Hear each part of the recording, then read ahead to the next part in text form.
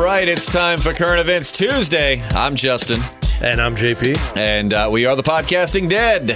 If you found us randomly on the internet, we are a weekly podcast. We do a bunch of different stuff, random current events. We do mail call. We do Random Rambling Wednesdays, which is tomorrow, which is our personal favorite, where we love it. Literally talk about nothing. Yeah, whatever we and want. Everything at the same time. But and also we do talk about The Walking Dead. So make sure you hit that subscribe button. We're not that bad. Not on most days. Not on most days. I'm Justin. Did we already announce ourselves? Yeah, we did. But it's, you know. It's Tuesday, but it feels like a Monday. But I'm trying to think. Before we get to going, social media info. You can follow JP. He periscopes most of the podcasts. He left his tripod at home today, so we won't be doing this one. No but Periscope. He does periscope the majority of our podcasts. It's just Jpslim, all lowercase, all... No spaces, none of that. No spaces. Jpslim. And J_Radsall for him on Snapchat. And mine is super easy. Just I'm Justin Lloyd. No apostrophes, no spaces, 2 L's in Lloyd. Just I'm Justin Lloyd is my Instagram, Snapchat, and Periscope. So this is the podcast each week where we talk about current events. Think more of like a morning show on a radio station, which is actually what we both do. So this is a little bit more at home for us. So we're going to be looking around the internet and just kind of talking about interesting stories that we found. Starting off with this one. This is a very, very odd one. A woman attacks someone with her crotch. I'm not even kidding. With her crotch? Yes, she attacked someone with her crotch. Was there like a weapon hidden under there or something? Like a go-go gadget kind of thing? Let's dive in and find out. I found this on Treasure Coast News on the internet. So 25-year-old Jordan Castro and 27-year-old Jessica Williams were out drinking in Florida last month at a restaurant called the Twisted Tuna. That sounds like a wicked good sandwich. Then around 1 a.m., Jordan tried to fight a bunch of people in the parking lot and punched a valet in the face. An employee managed to hold him down for a while. Then Jordan tried to get up and keep fighting, but he was too drunk. He fell forward and slammed his face on the ground. So while he was laying on the pavement, right, get this, Jessica grabbed them by the hair and started slamming she grabbed Jordan. Jessica grabbed Jordan by his hair and started slamming his face into her crotch. It's like the worst stripping move ever. Yeah, that's not exactly what I imagined when you said this story, but... They both got arrested for disorderly conduct, and Jordan is also facing battery charges for punching the valet. In his mugshot, he's got blood on his face and a pretty good cut on the bridge of his nose. I'm assuming that's from the ground. I don't know if that would be from Jessica's crotch or not. But, I don't know, man. I don't know. Like when you said she attacked him with her crotch, I figured it was one of those like spring-loaded, boxing gloves, like in the cartoons, just bing, bow. But that's not what happened at all. Do that sound effect again? Bow. Wow, man. Yeah, you really right out the crotch. Put your heart and soul into that one. Mm-hmm. Yeah, I mean, we know that women have used their crotches as weapons since the beginning of time, but I don't know if I've ever heard of it being used in a weapon that way. Oh, it's their deadliest weapon. Deadliest and most effective. Now let's move to one of JP's favorite things on planet Earth. Oh, boy. What? Baseball. Baseball. I found this article on ESPN. This is pretty interesting. So researchers have found that umpires made 34,294 incorrect ball and strike calls just last season. That's about 14 per game, or 1.6 per inning. And the younger umpires are more accurate than the experienced ones. So you would definitely think the younger ones will be the ones in there making the bad calls. But apparently the young rookies are the ones that are getting it right. And I think it's the point where the older ones, they've just been doing this for so long. They're just kind of like, that was a strike, I guess. Yeah, just an autopilot. I feel like, it's that way with any job. Your rookies come in and they're just acing stuff because they want to move on up and prove themselves, whereas the people have been like, kid, it ain't as much of a dream job as you think it is, and they're just kind of sitting back. And I was going to say, is there really anywhere to move up to when you're an umpire? I mean, there's not like, like a president umpire. I mean, it's like if you're an umpire, you're an umpire, right? Yeah, I umpired for quite a few years at a local recreation league. I umpired. How old were the kids? Like, probably like 12, 13, 14, somewhere in that range. I did it for like 3 or 4 years, 2 or 3 years, and I gotta say the main reason I quit was because of the parents, man. Like, the kids were fine, and I enjoyed it because I love baseball, and it was great being out on the field, but my God, man, like when your kid, and I'm being very specific here because it's one that stands out. When your fat little kid can't haul his fat ass to the bag in time and gets tagged out, I didn't make the wrong call. Your kid's just slow. He's too fat. Yeah, too fat. I mean, like, he was tagged, like 5 feet away from the bag. Don't come on the field fussing at me. Like, get your kid in better shape. So parents are why I just was like, dude, I'm hanging it up. Like, I thought I would love this because I love baseball, but at the end of the day, parents are the worst thing about recreational sports. I mean, it's to the point where and this sounds ludicrous, I know, but it's almost to the point where you just need like a rec league where kids can go play and the parents aren't even there, just so they can actually, and that's not fair to the parents who are just spectators and encouraging them. I get that. But at the same time, it always is the bad few that ruin it for everybody. Yeah, no kidding. I hated playing sports, man. That's another story. You never found any sport that you liked at all? Nah, man. I was not into it. I feel like you would like paintball. Nah, I think I would have liked track or like just running, where really you're competing against yourself more or less. Right. But I did like being on the swim team, even though you were on the swim team. I was on a swim team for a year. Did you have to shave down? You're a hairy fella, and I know that. No, this was pre-puberty, so there was no hairiness. They have pre-puberty swimming leagues? I thought that was just something for like teenagers. I didn't know they had kids swim leagues. You can be on a swim team at a super young age. That's cool, man. But yeah, it's never good at diving. It's just something about the water going up your nose. Well, not just, putting your head and jumping, towards essentially the ground is just not natural. Every instinct in your body is like, what are you doing? Yeah, you're not supposed to jump on your head. Abort. Yeah, and that's what I would do. I'd just belly flop every time. I was a great swimmer, but I was always off to a bad start because I couldn't dive worth a damn. Oh, we are kindred spirits, because I'm not going to lie. My mom, when I was growing up, my mom, more so than my dad, I remember going to the pool was hell because I just wanted to go to the pool and swim around. Right. My mom would make us practice diving, and I get why she did, because if you need to jump in the water, it's less painful. You just never know when you're going to have to heroically dive in and save someone. I assume that's why she wanted us to do it. One day, my son's going to dive in and save someone. He's got to look good. But she would make us practice the dive, and I hated it. It took me like 2 years to actually get a dive, because I would do it, come out the water, and be like, okay, can I go to the diving board? And she'd be like, no, your leg was bent. Or no, you didn't, And I'm like, oh, this sucks. I hate diving. I'm telling you, man, if it was not for diving and little kids getting naked and running around slapping ass in the locker room, I'd probably be Michael Phelps right now. Wait, I don't even, I don't even want to open up that can of worms. Dude, as perverse as I am, man, I would go into these locker rooms, and the little kids, and I was a little kid too, they'd just all be naked, and just the locker room full of stalls. I'd go in the stall and change. They were just naked as the day they were born, running around wrestling and slapping ass. I was not into it, man. I was not into it. No, don't blame you. Yeah, I always just, whenever I would jump off something high, instead of diving, I just like doing like the needle, like, put your feet together, point your toes down, hands at your side. And I've never had a bad experience with that. But I can dive pretty well, but it's only because my mom forced me to learn how to do it. Well, I said, with my long arms and legs, man, I was a ferocious swimmer. I could be Michael Phelps right now, but instead of being an Olympic gold medalist, I just... Now you have so much hair on your body, though. I just like to hit the bong like Michael Phelps. That's the only thing, that's literally the only thing we have in common now. I feel like now you got so much hair on your body, you would like go to dive and just like not go. Like you would get into the water and the water would be like, like you would go to hit it and you would just like kind of slide as if it was frozen. Well, what they do is like girls that are on a swim team, they're not allowed to shave their legs or anything. What? And then when I was in like college, high school age? Yeah, when I was in college, like the girls on the swim team, they could not shave. And that way, when it comes time for the competition, you do shave, and you're used to swimming with that little bit of resistance. So when it comes competition time, you're all smooth and you're moving even faster. It's kind of like training with, I guess, like weights on your legs or something. I don't know. Yeah. Well, when I did martial arts, I had these little things, little bracelets I put on my wrist and my ankles, and I'd hit the bag for like 30 minutes with those, and then you would go back and hit it a little bit, and then the next night you wouldn't use them, and you just could feel your speed increasing. Man. So imagine how fast I'd be if I trained with all this hair on me, and then came time for competition, I shaved it all off, man. You'd be like greased lightning. Yeah, you'd be like a rocket in the water. Darn right.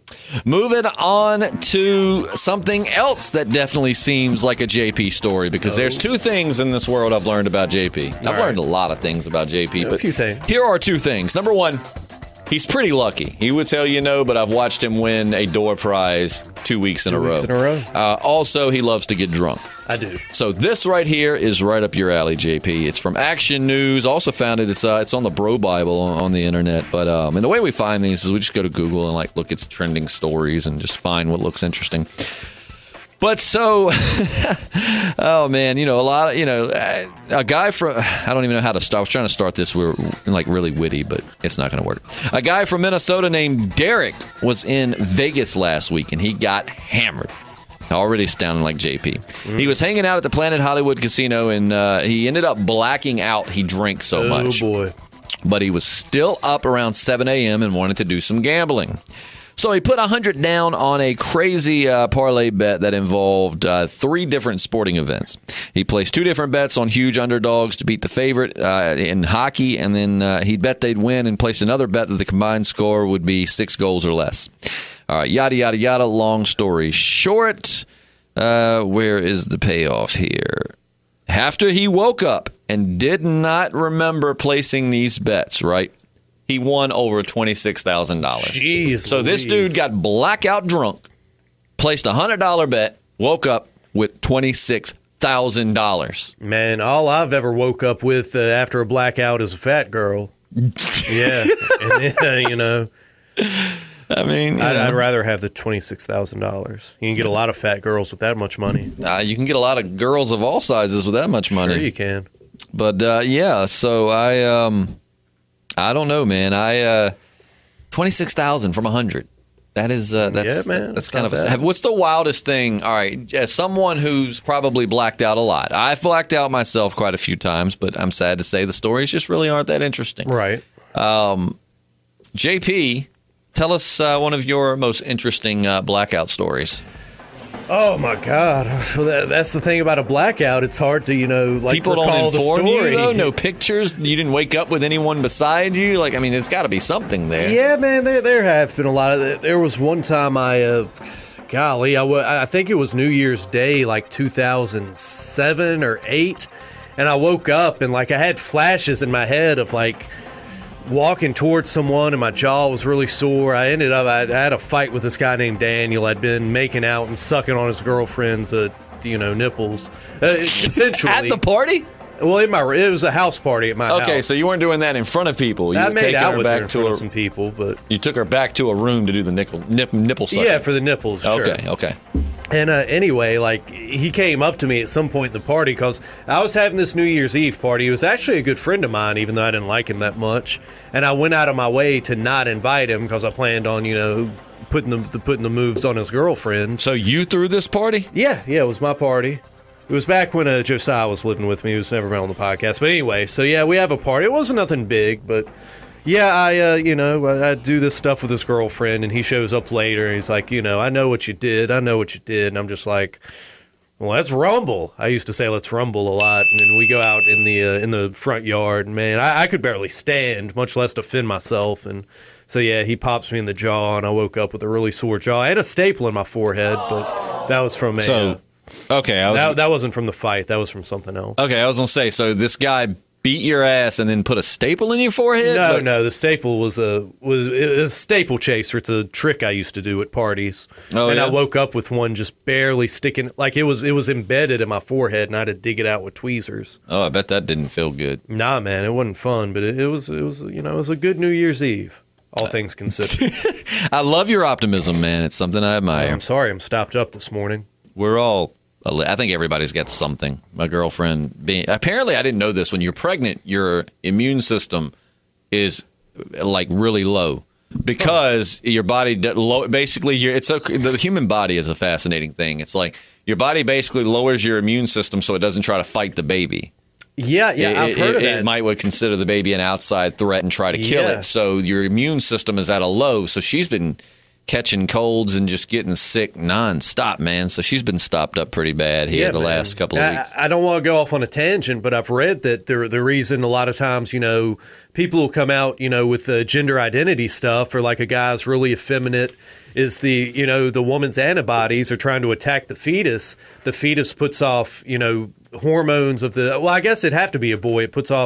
It starts producing more female hormones so that the woman's body thinks it's, female, just a part of her, and won't attack it.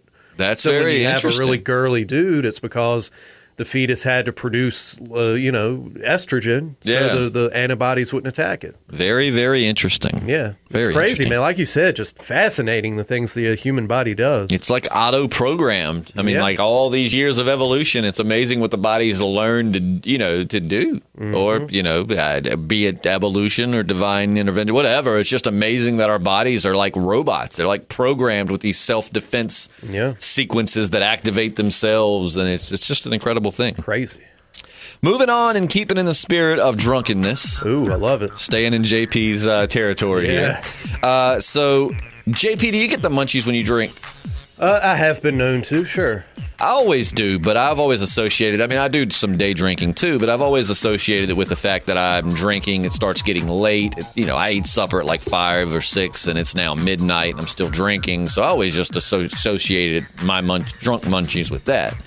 But apparently, science may have finally figured out why we do get the munchies when we're drunk. And it's not just because of our lowered inhibitions. A new study with mice found that binge drinking might activate the same part of your brain as binge eating. So when you drink a lot, it makes you want to eat a lot, too. They also think binge eating can lead to more binge drinking for the same reason. So it's like you think that's so crazy. So if you binge eat, it can lead you to binge drink. Which is interesting because binge drinking and obesity have both been on the rise in the U.S., so it's possible that the two trends may be linked. Huh. Well, nothing exceeds like excess. If you're a little overweight, drinking. Just tell people, be like, look, man, I like to party. Leave me alone. Yeah, what's wrong with that? Yeah, it's, again, another, the body, man. I'm telling you. But, sometimes those beer munchies can be good because, you're putting stuff on your stomach to absorb the alcohol. Yeah. So... That's very interesting. It can definitely help. So let's see, JP, you're not in any kind of sexual dry spell right now or anything, are you? No, not really. Oh yeah, I'm getting it on the regular. Good. Well, if you listening find yourself to be in a sexual dry spell, don't worry, you are certainly not alone. It's according to a new survey. 28% of American adults said it's been about 5 months since they've had sex. Good Lord. And according to this article, which I found on onepoll.com, 5 months is officially a dry spell. 5 months. So like somebody might have gone a couple of weeks without sex and they'll be like, oh, I'm in a dry spell. No, technically, if you've gone 5 months without sex, that is a dry spell.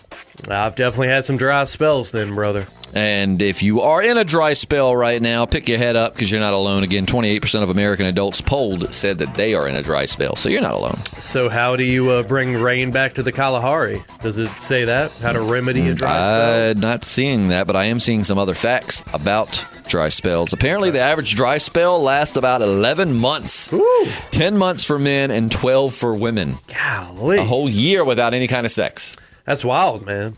The top causes are relationship troubles, not being focused on sex, being in a long-distance relationship, and being too busy at work. Huh. The average American will go through 4 dry spells in their life. A dry spell isn't always a bad thing. 49% of Americans think it can be beneficial. 27% said they've come out of it with a better understanding of who they are. That likely excuse. You know what I mean? It's like, oh, yeah, I'm just finding myself. Making an excuse for 26% got to spend more time with friends, and 25% said it saved them money. I mean, yeah, I guess. Yeah. Well, not spending all that money on prostitutes. So yeah, true that. In a perfect world, the average American would like to have sex 3 times a week. Try 3 times a day. Yeah, I was gonna say if it's readily available, give me 1 serving a day. Come on, I gotta get that poison out. Being a very sexually active man, let me ask you a question. All right, because I've been in a long-term relationship, so Sure. there are obviously some dry spells. But for someone like yourself, who's always out and familiarizing himself with the ladies of the night, I'm just kidding. You have a lovely girlfriend, but you guys still seem to be, in that honeymoon phase. So, what was I even? Hold on. I don't know where this is going, pal. I was going to ask you something, but I can't remember what it was. Oh my God! It's because I was trying to read, talk, and formulate a question. I had a good question. It can be difficult. I know. Crap! It was a good question too. Ah, jeez. Wish I Damn, knew my what it was. brain, man. Let's see. Well, you were talking about long-term relationships, how dry spells pop up, and then you were talking about newer relationships, where I guess you're still getting it on the regular. Right. So what was the query? I don't know. Let me ask you this: when you've gone through, I don't know, man. I hate that. No, well, it'll come to you. Have you ever reached out to an ex during a dry spell? Oh yeah, sure. Well, you're not alone. 18% admit to it.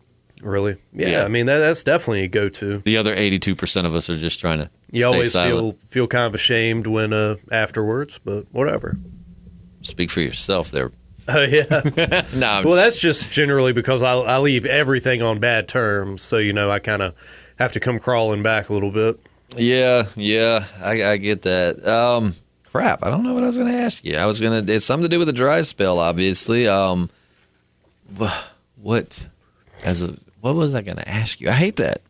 It happens. I hate that. I feel like we're talking about not being able to get it up right now. Yeah. Don't worry. It happens. It's fine. It's normal. Oh, let's see. What else is happening on the interwebs today? Let's scroll through. JP, entertain them with a song while I do this. Oh, man, I'm too stopped up, brother. I wish I knew if this was allergies or just like I said, a change in the weather. I need to get your mold people out to the house to inspect things. All right, let's keep going with a little dumb criminal news. This one, a little interesting. So, a 25-year-old Dante Flowers was spotted driving a stolen car in Hartford, Connecticut last Friday. Cops boxed him in, and he took off on foot. Okay, but he was chased down by a cop who was wearing a bow tie and tap dancing shoes. The cop was. The cop's name is Jay, and I'm not sure if he was like off duty or something, but he's a detective in training, so he has to wear a tie and prefers the bow tie look. Unfortunately, we don't know why he was wearing tap shoes, but he actually caught up with Dante about 2 blocks away, and they arrested him. He's facing charges of first-degree larceny, interfering with police, and driving on a suspended license. The other officer is charged with being fabulous. Yeah, I was going to say, that is... Not really. I don't think that's a charge. Send the fashion police after him. Get this. When they searched him, they found crack, so he's also facing a drug charge. He probably thought it was just the crack messing with him when he looked back and saw a guy in a bow tie and tap. He's like, I'm never smoking crack again. And then he gets tackled and, sobers up, and he's like, oh, well, sometimes reality is stranger than tripping, I guess. Huh. Let's see. Have you seen that video? We can't show you this, but have you seen?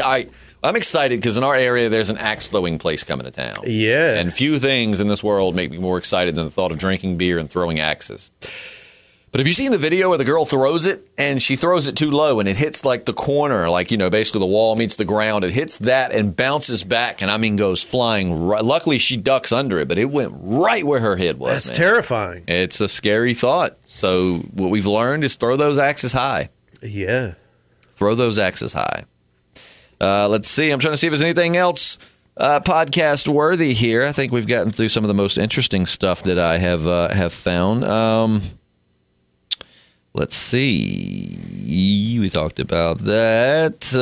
Let's see. I think that we're nearing the end of this here cast because I can't really find anything else right now that is... I think we covered some interesting ground this morning. JP, do you think cursive is a valuable skill? Oh, absolutely. I hate that they're not teaching it in schools anymore. Well, you're not alone. 63% of Americans do think cursive is still a valuable skill. Let's see. A lot of places aren't even teaching it because, it's just with autocorrect and texting and stuff. Yeah, pretty soon they won't teach like handwriting at all. I mean, but there are some benefits to cursive. Studies have shown it helps kids develop their motor skills, and writing things down also reinforces what you've just learned. So a new survey asked 3,000 adults if it's still a valuable skill to have, and like I said, over half said yes. 60% say they learned cursive in school and they still find it useful, and 3% never learned cursive but wish they did. 28% said they learned it but don't find it useful. 3% say they'd never learned it and don't need it, and the remaining 6 just were like, what's the question? Because they weren't sure. Right. That's crazy, man. Somebody was telling me the other day they don't teach kids to sound out words anymore. Really? You basically just like memorize the word and the meaning. Like you see cat and you don't, like say it like C-A-T. You just, memorize that always C-A-T, is what helped me spell. Yeah, C-A-T, that means cat, little meow animal. Little meow box. Yeah, that's what somebody was telling me. They're not teaching kids to sound out words. How crazy is that? That is really crazy because, like I said, that's how I'm not trying to brag here, but I was a beast when it came to spelling in school, man. My mom worked as hard with me on that as she did diving. And, but that's how I would do it. Like, I'd be sitting there taking she would say the word, and I would kind of say it back to myself, like, say it like, cat. Yeah. And then that would help me sound it out. So, all right, moving on. I found a few more interesting things because we've only been going like 20 minutes. So we got another few minutes. Which country do you think lies the most? Or like which country's people are the biggest liars in the world? Oh, boy. And we are international on this podcast. This could get us in trouble. Yeah, we got friends in New Zealand, Britain, I think Canada. We've got friends everywhere that listen to this podcast. So let's the battle of the truth here. I don't really know. In my day-to-day life, I don't really have interactions with people from other countries, so I'm just going to say... Hold on, wait for it. Let's make it fancy. You ready? Let's make this official. All right. Let me see if I can find a drum roll for you. Okay, and I don't have a drum roll, so let's just... what do you think? Canada. You are correct, sir. I knew it. Canada. Canadians are known for being extremely polite, but it might just all be a front because a new study found they are also the biggest liars in the world. See, the way they figured this out was they had teenagers from a bunch of different countries, and they gave them a list of mathematical concepts, and they had to say whether they were familiar with each one or not. But several of the concepts on that list were completely fake. Teens in Canada were the most likely to claim they'd heard of the fake concepts before, meaning they were being the most dishonest. Now, here's the question for you. Who do you think came in second? Oh, boy. I don't know. The French? No. Actually, America. Yeah, I figured as much, but I didn't want to say it because I'm a patriot. America ranks second, followed by Australia, New Zealand, and England. And overall, boys... big shock here. We're more likely to lie than girls. Yeah, it just comes from having a penis. Now, they only... the penis made me lie, I swear. There were only 8 countries in this test. So, there could be more dishonest countries out there. But, as far as the countries they involved. Canada, you need to get your facts truthful. But yeah, man, the reason, the reasoning behind who I was picking, I just figured the snootiest countries must be the most dishonest. And, Canada, I'm not going to, You think Canada's snooty? Look, they're always looking down on us. That's true. And not just because they're, in the north. Well, when you're number one, you get lots of haters. It's true. Sorry, I love my country. I fully expect you to love your country and say the same thing. They hate us because they ain't us. They hate us because they ain't us? Yeah, they want to be up in our anus. No, they hate us because they ain't us. You've seen the interview. I have. Great movie. Great movie. I love it. So moving on, NBC News put out an interesting little article here. 82% of Americans agree that social media is a huge time waster. 57% think it does more to divide than unite us, and 55% of people think that it spreads more lies than truth. But 69% of us still check it at least once a day. Huh? Yeah, I can see that. I don't know. I love hate social media, man. I like being able to keep up with people I don't get to see all the time, and I like to share things with people. But I'm not going to lie. The political and the very active people on both sides just ruin it for me, man. Yeah, I was going to say it's definitely reconnected me with people I probably would have never, interacted with again. So it's definitely, like you said, it's definitely got its pros and its cons. Yeah, I just, like I said, man, I remember back when, I actually remember a good friend of mine deleted me because I shared too many memes. Too many memes? But I shared at the time one or two a day, and here's the bad part about it. I felt like, and we're friends now, but I felt like giving her a big guilt trip because half the reason why I was sharing so many memes is because I was sitting in the hospital with my dying grandmother and, just sitting there scrolling through and sharing stuff that I thought was funny because I needed a laugh because it was, up, yeah. And, but now I delete, or actually I don't delete, I unfollow people who post too much about politics, and that's on either side, man. I don't care. I don't care to hear you talk about people who don't care about you. You know what I'm saying? I mean, I'm tired of being told if you don't think this way, then you're part of the problem.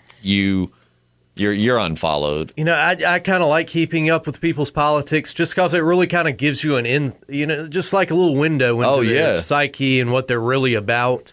You know what I mean? You really get to know people with social media. I've only blocked one person social media-wise. It was Snapchat. My pal Josiah. Yes, I do. He would, his stories, he would do that thing where you send your story to everybody. So you get a snap and you're thinking, oh, man, this person wants to connect with me. Yeah, and then it's just it's basically spam. You're getting spammed with their Snap story just because they want everyone to see it.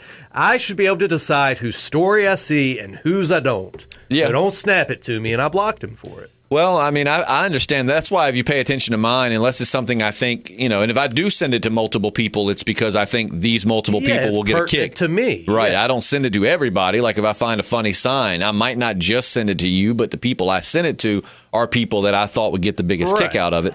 I think I'm pretty good most of the time, unless there's something directly to you. I think you can say when you see a snap from me, you can be rest assured that it's probably straight to you. It's from you to me, absolutely. Whereas if I have something cool, like I go hiking or go to the beach, I'll put it on my story. So if you want to see what I'm up to, you can watch it there. But I'm not making you have to watch it to clear out the notification. Yep. Because, I'm with you on that, man. I got a buddy that I know doesn't listen to this, and even if he does, it's time for a intervention. But right. Dude, I'm going to tell you what. Again, back to the story thing. I like to share music. I've always been a big music fan. Mm-hmm. So, I've sent you maybe 2 or 3 songs in the last couple of years. If it's a song I think you'll like, then I'll send it to you and be like, you should check this out. And it's a sample. On my story, yes, if I hear a song that I like or hadn't heard in a while, I want to share it with people, I'll put it on my story, but you don't have to watch it. You know what I'm saying? Mm-hmm. It's there. If you click on it and you're like, I don't feel like hearing a guy. But I got a friend that, and most of the time, too, I try to keep it just a couple of snaps.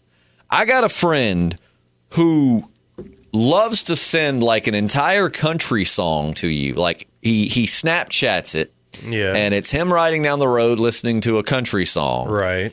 And I'm talking, he uses as much space as Snapchat. I'm talking this dude will sometimes use it all the way up, send it, and then start recording again. God.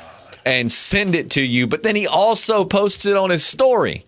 It's not even a song that I like, or it'd be different if it was a song we talked about or something And I'm like, dude, stop sending me this stuff, man. I don't like having the notifications up. So then I have to go through each freaking little snap that you sent. Stop it. People like that should just have their phones taken away.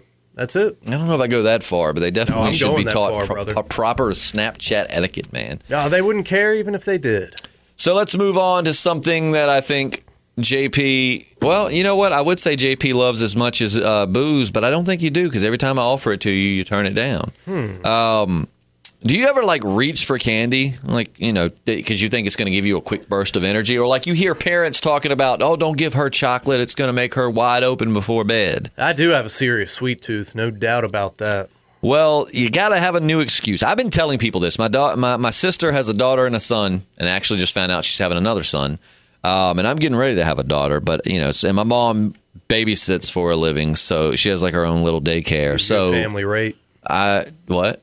Oh no, I'm hoping she's going to keep my baby for free. I told her she won't ever get one from me, and so that's right. That's surprise to you. Yeah. But I always hear it. My sister always gets so irritated with me because when she'll be like, "Don't give them that shit," I'm like, that they said sugar, caffeine. If you give your kid a soda, the caffeine could get your kid wide open. But, like sugar itself doesn't really make your kids I've heard that, yeah. wide open. And she's always like, oh, just wait till you have kids. But apparently the sugar rush might just be a myth. Researchers looked at how a big hit of sugar affected people's mood and how alert they were. And they found it actually makes us more tired and less alert within 1 hour of eating it. It also, A lot of people don't realize most chocolate has a little caffeine in it. So if anything, that's what's giving you that boost. Yeah. It also has almost no effect on your mood, regardless of how much sugar you have. So the idea that eating something sweet can perk you up and help you get through the day might just be a myth. But they say more research needs to be done. I have a theory on that. All right. I think it kind of goes back to, did you ever have like the cool teachers who would let you bring candy in for an exam or chew gum? Because, I feel like it does kind of perk you up, but that, like, I love those Dove. You can get them at Walmart, the little ones for like 44 cents. The Dove, like milk chocolate. Well, I like the dark chocolate, but I'm right there. Dark chocolate's better for you, from what I hear. Antioxidant. So. Yeah. But I love milk chocolate, and I love those. And when I eat, if I go to Walmart, before I go home for the day, I'll always grab one, even if I don't buy anything. I get that. And it does help kind of perk me up. But I don't think it's so much the sugar rush. I think it's that you're having something you enjoy. It puts you in a better mood. Yeah, man. I mean, it gives us pleasure, and that releases serotonin in the brain. And, I mean, look at Dr. JP. Now look at me. But I think that's why it is. So I do think it can perk you up. But I think that it's, because of the happiness you associate with it. Giving you pleasure. Kind of like when you start chubbing up over something, blood gets to moving and stuff starts happening. Yeah, that's exactly what I was thinking. Yep, me too. That's why I said it. And, so okay, let's end it with one more dumb criminal news story, because we always talk about Florida. We actually talked a while back about why Florida is in the news for dumb criminal news so much. So let's wrap it up with the story about Florida Man. If you don't know who Florida Man is, it's just this infamous... Oh, I thought you were saying Florida and calling me man. This is actually someone... Florida Man is a term used to describe crimes that are stupid committed by a man. Because you always see articles start with a man in Florida. Okay. A Florida man. Well, that's really where it comes. A Florida man, blah, blah, blah. Florida man got drunk and wrestled an alligator. A Florida man beat his wife again and is now facing... And so they just started calling dumb criminal news stories Florida Man. Ultimate anti-hero. So the hero you never knew you needed. Yeah, that's right. But so here we go. Let's get this going. First, let's give credit. I found this on the smoke. This is actually, I'm looking at it on the Smoking Gun. So, all right, this is like the second time, apparently, the state of Florida has produced this story in less than 5 months. A 34-year-old guy named Casey bonded out of jail in Florida last Thursday after he was busted for shoplifting at Walmart. He then got arrested again 15 minutes later for breaking into a car in the jail's parking lot. You just can't feel bad for people like that, man. No, you can't. What a maroon. I mean, like, you just got out of... But he walked around pulling on door handles, looking for cars that were unlocked until he finally found one. He stole $547 in cash from the woman's car. Number one, why do you keep $547 in your car? Number one, I don't keep that much cash on me ever, but, well, I mean, I might. Like, if I'm going to the beach or something, I might have a little thing of cash. But, I mean, why would you keep that in your car? Not smart. Unless she had just made a withdrawal or something, or was making a deposit. I don't know. But along with her, she also stole her iPhone debit card license and 4 packs of cigarettes. I'm surprised she has $547 with 4 packs of cigarettes. Yeah. I've quit, but, man, those things got expensive before I did. And they happened to see him tugging on door handles, so they confronted him. They then brought him back inside and booked him for burglary, grand theft, and possession of stolen property. So you had a shoplifting charge, which probably was going to land you a little community service. Not that big of a thing. And now you're looking at much bigger charges. What an idiot. I do not feel bad for you. If the story sounds familiar, it's because another guy in Florida did the exact same thing at a jail near Tampa back around November. So this is a completely different person. But someone broke out of jail. That just, oh, man. So, yeah, man, these guys get institutionalized, and they're just looking for a reason to get sent back to jail, I guess. Apparently, last month, he made the Miami Herald's list of top 10 Florida man stories of all time. Of all time. Wow. Of all time. So, I mean, like I said, man, I don't feel bad for people like that. I mean, you know. Nah, I don't feel bad for people in general, but especially not him. Well, that is going to wrap it up for today's Current Events podcast. Thank you so much for listening. Real quick, got to give credit where credit is due. We do not own the rights to the song that you hear playing up under us. It is a Matt and Kim song called Glad I Tried. If you haven't heard it, go check it out. I love Matt and Kim. Saw them. They were awesome. Anyways, I always try to give credit for the music that we use because we're not getting paid for this, so it's not like we're making money off of your music. But if you give it a listen. But check it out. Make sure you tune in tomorrow for Random Rambling Wednesdays, where we talk about nothing and everything at the same time. Let me tell you, these conversations go everywhere. We go everywhere from creation itself, maybe a little politics. We try to stay away from politics for the most part, but religion, aliens, drugs, sex, fast food. I mean, nothing's off the table. We make a big old mess. And keep in mind that is not as kid-friendly as some of our other podcasts. Not that any of them are really designed to be kid-friendly, but I think they're a little bit okayer.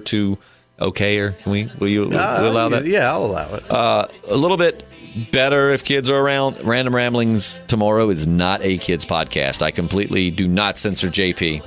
Sometimes I might even throw a F-bomb in there, too. So, But make sure you tune in. If you made it this far, you didn't hate us that bad, make sure to hit that subscribe button. We're available on Spotify, on SoundCloud, on CastBox, and YouTube. If you're listening on YouTube, hit the bell so you get notified. And that's going to do it for us. My name is Justin. And I'm JP. And we are the Podcasting Dead.